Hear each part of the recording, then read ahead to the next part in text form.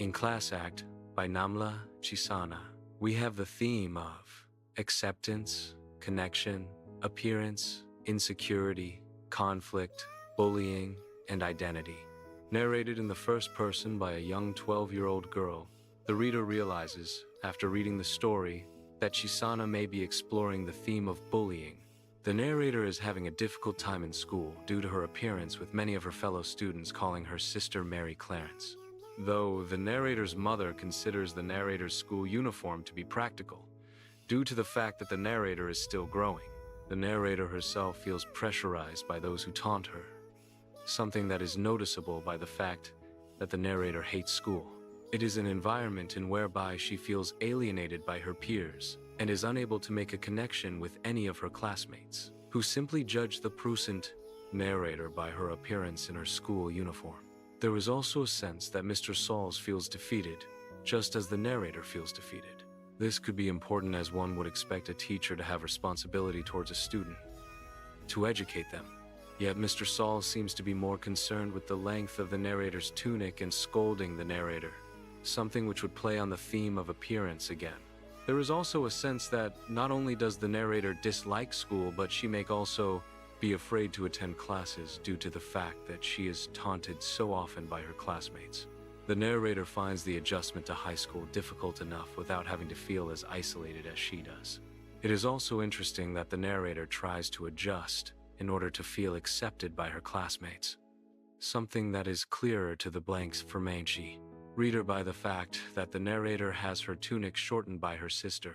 However, the narrator's classmates still manage to make fun of the narrator due to the color of her underwear, something which should be trivial to most people, but to the narrator it is enough for her to realize that she may not fit in with her classmates. It is also interesting that the narrator never retaliates, nor does she attack her classmates for their perceived faults, which may leave some readers to suggest that in reality the narrator is insecure within herself.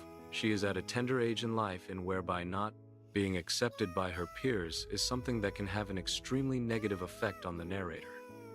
At no stage does the narrator attempt to defend herself.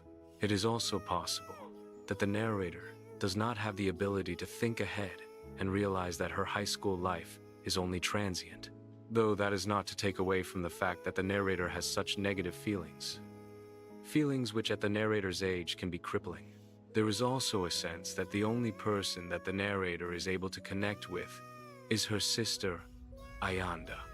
It is Ayanda who shortens the tunic for the narrator, and who appears to have more liberal views than her mother when it comes to the length of the tunic. This could be important, as the narrator has somebody that she can look up to.